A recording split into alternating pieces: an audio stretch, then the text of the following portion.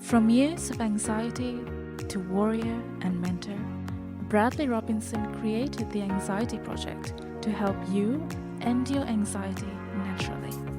Let's mold the new you and let's end anxiety together. Hello, everyone. Welcome to episode 237 of the Anxiety Project podcast. I am Brad Robinson.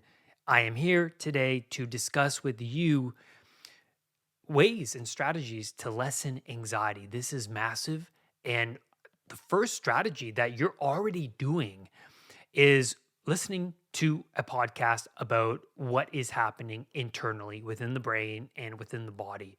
And this was something that greatly helped lessen my anxiety, just listening to something that was going to uh, bring about answers to the many questions that I was juggling with when I was contending with generalized anxiety disorder. And I was having a rough time of it because I thought I was going crazy. I thought this was never going to end. And then I thought this was going to resolve itself. Um, but none of these things were working. And I felt like I was in the middle of the ocean without a life preserver. And many of the clients that come to me, they usually say, I watched a video, I related to what you were saying. Nobody else could explain it the way you did. And I feel like I've found some grounding. And I was like, yeah, I know what you mean because I was in the same boat. I needed some grounding too. The family and friends I was reliant upon weren't helping because they were not educated in the way someone who went through the tragedy and through the suffering is educated, and they're wise. I would say the wisdom of their story is crucial. So yeah, I'd say listen to podcasts. I used to listen to these podcasts when I was going to bed because one, I thought I would just absorb them unconsciously while I was in bed, but also two, they were providing me with a lot of relief. Like I was hungry for these answers because frankly, I was in rock bottom and I was tired of suffering. I was emotionally done. So that's the first strategy is just educate yourself continuously on anxiety. And I mean, this isn't the path you really chose to go down, but that's what life is all about.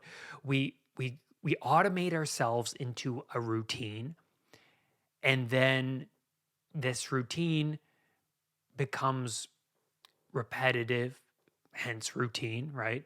And we have to incorporate new things into our being in order to build on ourselves, build on our competence, and to we have to kill off all the other parts that just don't serve us because so much of us in this world today, we grab onto external things and we get lost in work, the news, media.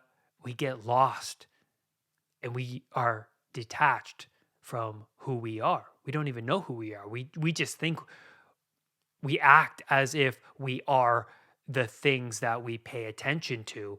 And in some sense, yeah, we are, but you know, you get caught up in thoughts and ideas of other people without building upon these individualistic thoughts or having a true conversation with yourself rather than you know distraction with external means.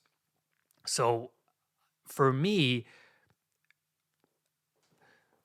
I thought to myself, you know what, if I took a step back from this chaotic life and focused on only a few things rather than paying attention to these unlimited questions and concerns in my mind's eye. What am I going to do for a career? Am I fulfilled? I'm not fulfilled. Oh my God, I don't feel good here. I don't feel good there. My room's a mess. And all of these things. It's like, okay, what I need to narrow my focus. What I'm in rock bottom. I need to look towards my day to day, my micro routines to sort things out. But before we dive more into the strategies, when anxiety is continuously dormant in your life, I recommend you look towards these three factors. One, life may have become just too chaotic in general. Like I was saying before, there's too much to juggle. Maybe there are multiple big life changes happening, moving, job change, child, uh, it could be a illness, family member becoming ill, or it could be less of those. It could be an argument at work, and then it could be uh, car problems. It could be something happened at the bank and you are not pleased about it. So many life changes are happening and you're contending with all of those. Another factor is your stress schedule has been consistent for a long while. So this stress has been repetitive. You've become addicted to the stimuli around you. You've become addicted to stress because it's been your normal and it makes sense, right? It's what's most familiar to you. So your day is packed with these to do lists and you're running from one errand to another. And in the morning you wake up and you're like, oh my God, I got so much to do. You get to it, right? And it's overwhelming and you're having arguments with your family because you're feeling stressed about all the to-dos. So that becomes compromised. Your relationships become compromised. You're not paying much attention to what you're eating because you're just eating what's convenient to you. And so that's a problem that's causing anxiety. So your to-do list is massive. You feel like you're not really getting the relief that you need. You feel like playing a video game is going to be relieving for you, but you play and then at the end of it all you still feel like you're not fulfilled, right? And so in today's episode I want to dive into what is some strategies that are fulfilling that I've noticed that bring about much relief to people who are in that stress mode continuously. But the third factor I want to get into is your past is catching up with you. It's catching up. And what I mean by that is well, first of all, there are too many stacked, unresolved life challenges that still plague your mind that have happened to you. Someone betrayed you, something happened to you in the past, maybe an illness that you still can't get over, or the loss of a loved one, or it could be something, something happened to you at work, right? These things that, or your childhood for that matter, especially your childhood. I feel like these things will plague you. And until you look at them and contend with them, they will continuously plague you and thus keep you stuck in the past. And so, another thing to that is habits can catch up to you as well. So, habits that I introduced when I was 17 didn't work for me when I was 27.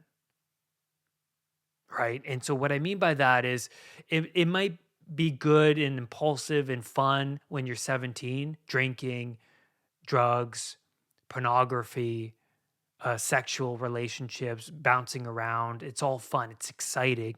You're, you're, it's like you're pushing on the boundaries of existence. You're seeing what you're just seeing.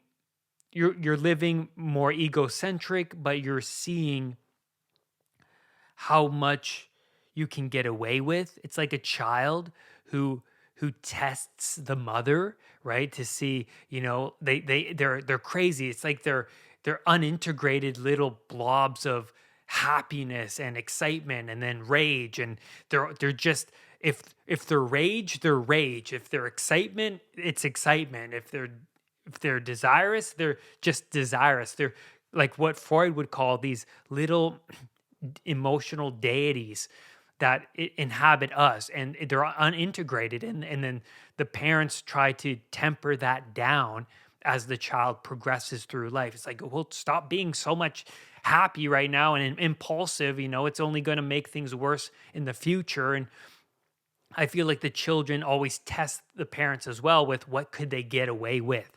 And so as we progress, like throughout our teenage years, I feel like that just continues. It's like we get engulfed in pleasures and instant gratification, and we explore drugs and alcohol, and it makes sense because I did that. But I feel like if you don't kill those habits off and you don't properly explore those later in your 20s, it's probably not a good idea to continue down that road, because these habits will catch up to you, because you don't want to be a 30-year-old or a 40-year-old or a 50-year-old who still, for example, watches porn or still goes out on these benders and they drink a lot, or eating junk foods. Like, you can metabolize that pizza when you're 20 and you're in your dorm room trying to cram in information for an exam. Like, that all works, right? But when you're 30, you start to, I see it all the time with high school people I know, is they blow up, right? They still maintain the same diet, but their body just can't keep up with the carbohydrates and the excess sugar. And it's like, well, you have to shine a light on these habits, and they're probably best to it's probably best for you to shift them and not continue down that road, because your body is not 20 forever. That's for sure. And these snakes will manifest themselves. And also, not only that, not only will it compromise your immune system, but also it'll impact your social life. It'll impact the relationships that you have. Um, it'll impact your job performance. It'll it'll just decrease the overall quality of existence, because these things, these instant gratifications, they don't last. When I was a kid, I loved getting an Xbox for Christmas. These were amazing things. These were dopaminergic rushes, but it just doesn't last, because you get used to the Xbox and then everyone just gets bored of it. They need more, right?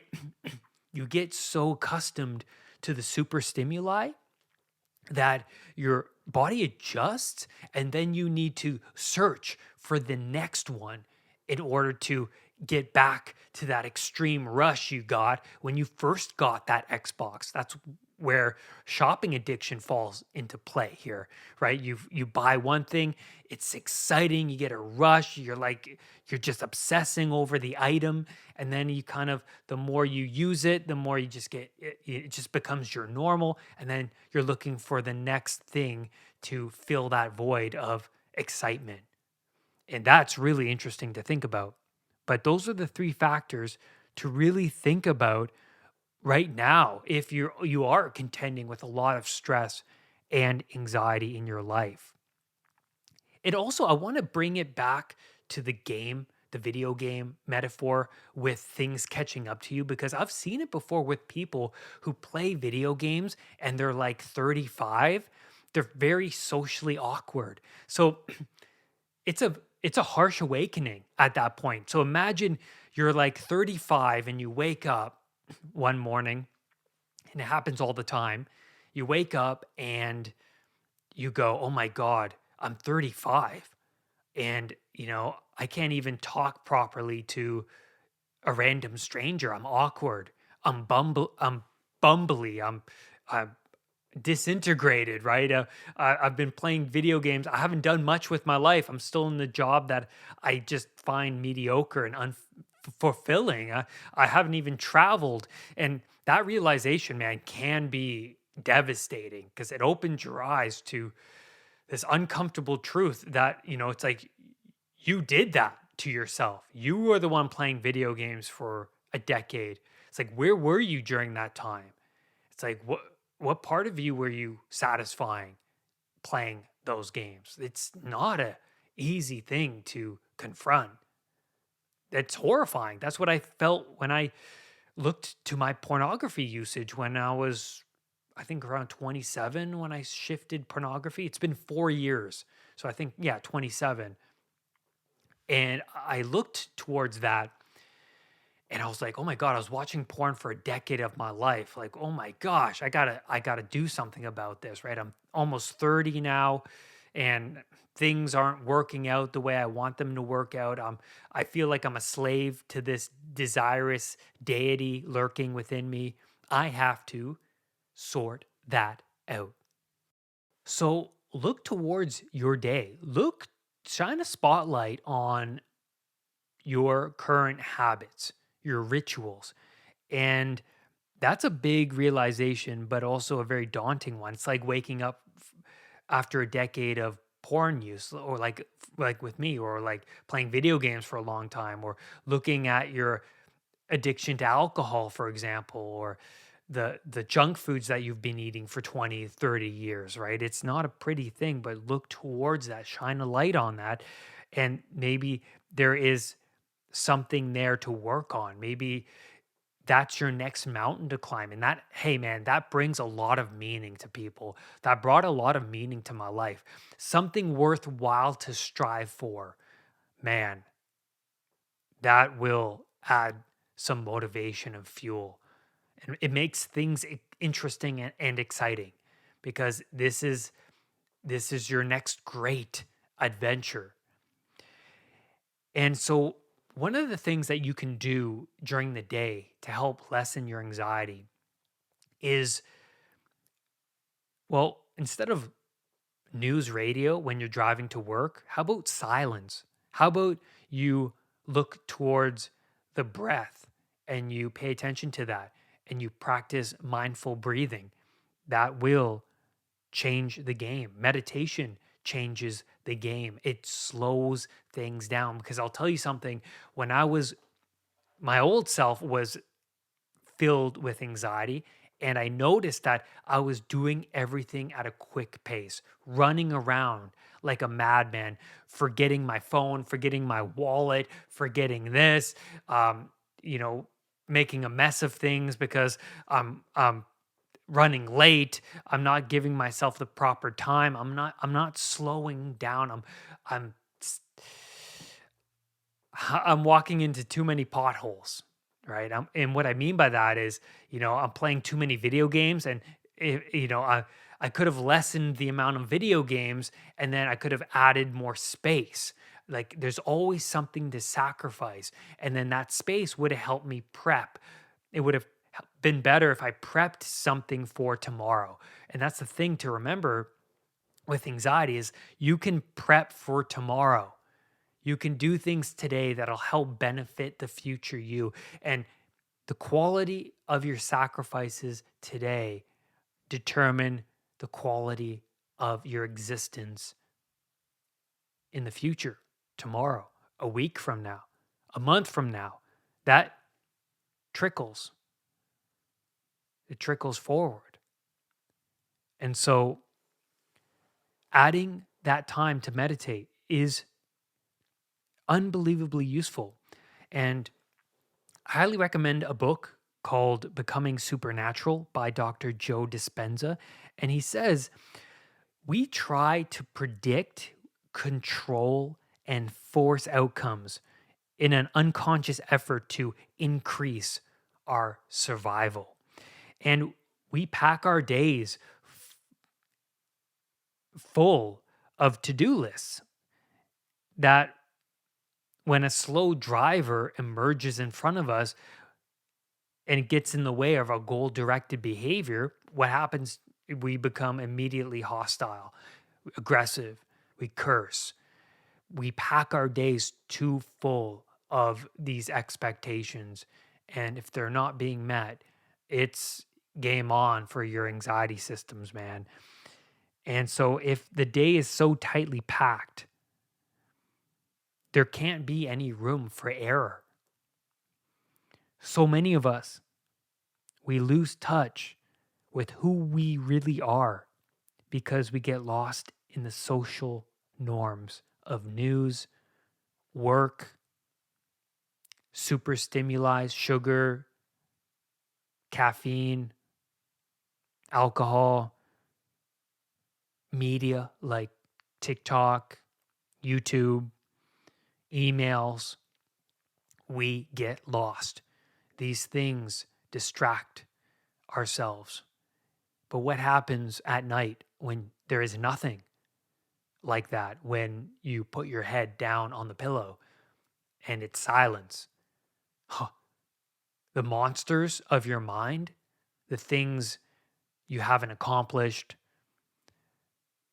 parts of you that you feel insecure about emerge.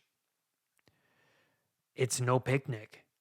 The reality of your situation, the traumas of your past. But what does Carl Jung say? What's the dictum he follows?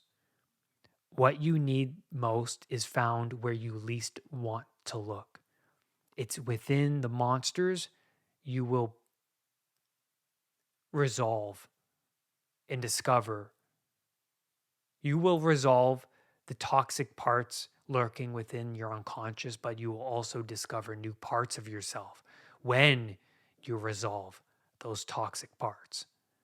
Now, that's worth thinking about for a long time. But anyways, we become addicted to this arousal state,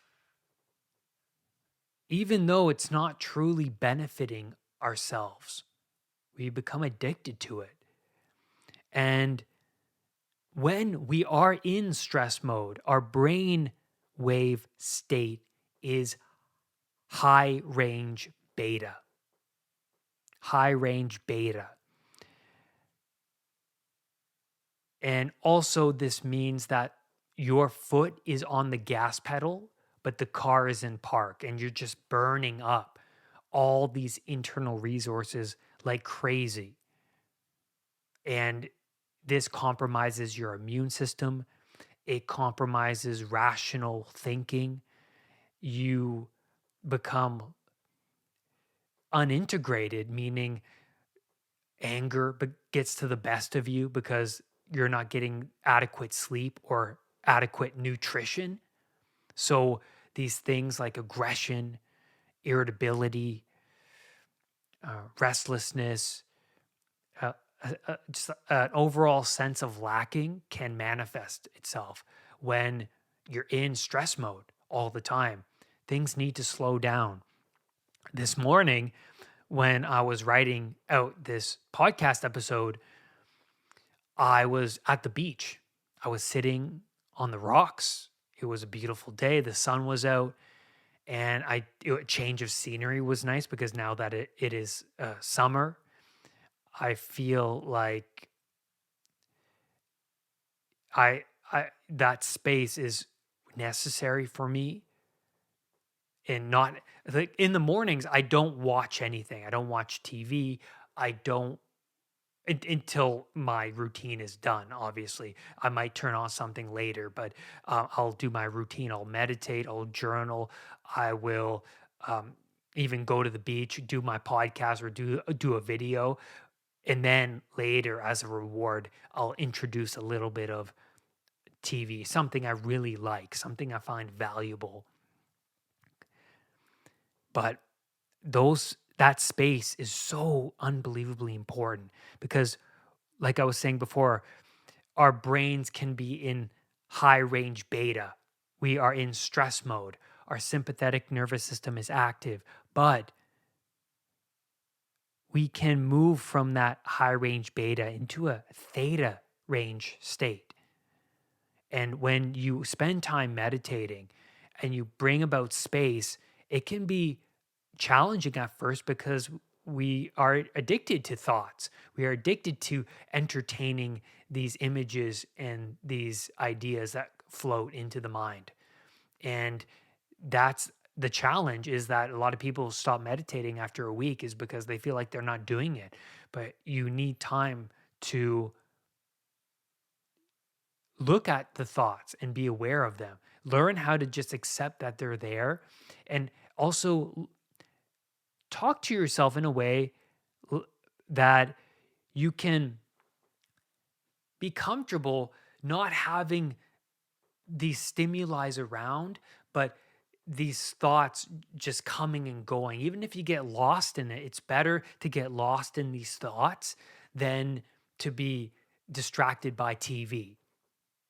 That's what I'm talking about. Is you might discover parts of your mind that you never thought was there when you're just sitting and you're getting lost in these thoughts. You might discover what you value by, what you're paying attention to determines what you value. So maybe you're ruminating over certain things that are in the mind. Look towards that and go, I'm really valuing these things. Like, what is it to these things that I'm valuing? Explore these things. And that's huge. In David Goggins's book, he talks about being in the hospital, but and having all of these injuries because he's been burning himself to a crisp, right? I mean, he went through Hell Week. He's just been training his body ruthlessly and aggressively for a long time, pursuing his goals and his dreams, and he was just go go go go. But then um, his past catched up with him because he was he was putting himself in these unbelievable situations, testing himself, which is awesome. But he failed at to recognize uh, how far he's come and his past. And so until he was in the hospital bed, and he had this massive revelation while he was laying there, not doing anything, right? He wasn't pursuing the gym or that ultra marathon or whatever it was, right? The hospital took him out of his element.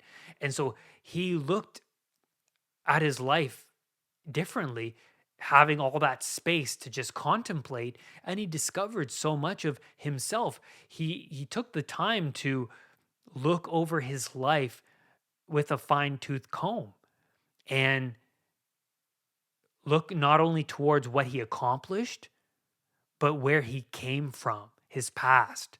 And that's huge. And so that's what this space allows you to do, is it opens the door to self analyzation. You explore not only your past, but where you are now. That's huge.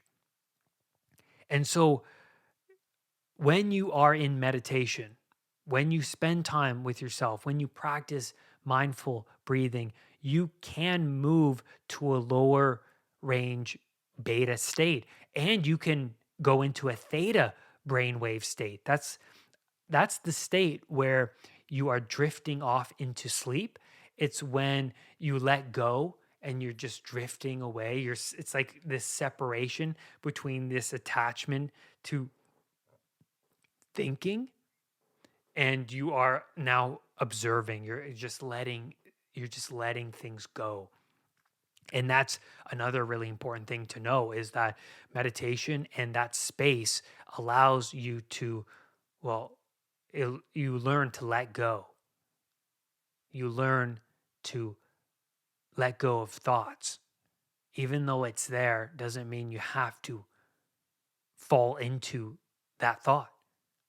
And it's massive. And when you move into a more relaxed state, you also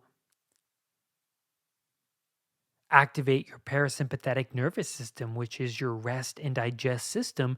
So your immune system becomes stronger.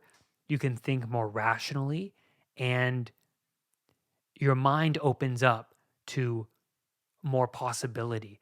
It lessens your narrow focus and it opens up your mind to more of what's possible in the world. And then I want to dive into the last strategy that you can do is make a plan.